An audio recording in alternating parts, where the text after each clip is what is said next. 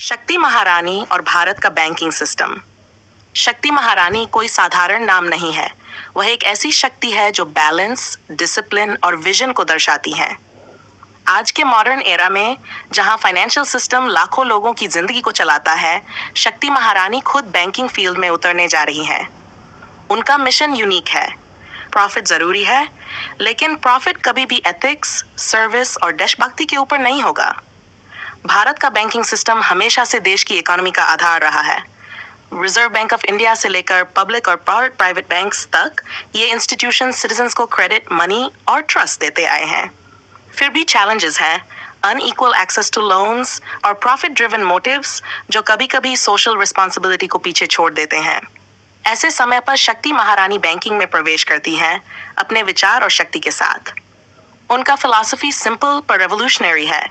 Bank सिर्फ financial house नहीं, बल्कि ट्रस्ट के मंदिर होने चाहिए। हर रुपये जो डिपॉजिट, इन्वेस्ट या बोरो हो, वह भारत की प्रगति में काम करे। प्रॉफिट जरूर होगा, लेकिन एक्सप्लॉयटेशन से नहीं, बल्कि ऑनेस्टी, मैनेजमेंट एफिशिएंसी और लोगों को अपॉर्चुनिटी देने से। चाहे वह छोटे व्यापारी हो, किसान हो, वुमेन एंटरप्रेन्योर्स हो या यूथ स्टार्टअप्स, सबको समान सपोर्ट मिलेगा।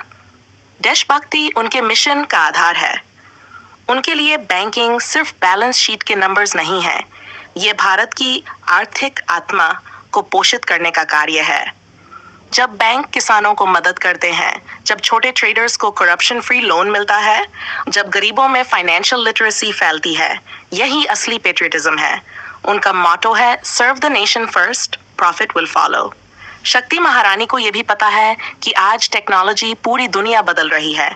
वह digital payment, AI based risk management और ब्लॉकचेन सिक्योरिटी जैसे मॉडर्न टूल्स को अपनाएंगी, लेकिन साथ ही बैंकिंग को कल्चरल वैल्यूज और सेवा की जड़ों से भी जोड़े रखेंगी। उनकी ड्रीम है कि गांव का किसान मोबाइल से लोन ले सके, युवा अपने आइडियाज को बिना रिश्वत के फंड करा सके और महिलाएं कॉन्फिडेंस के साथ अपना बिजनेस शुरू कर सकें। उनके बैंकिंग विजन का सबसे बड़ा हिस्सा ट्रांसपेरेंसी है। ब्लैक मनी, हिडन डील्स और अनफेयर प्रैक्टिसेस को वह किसी भी हाल में अलाउ नहीं करेंगी।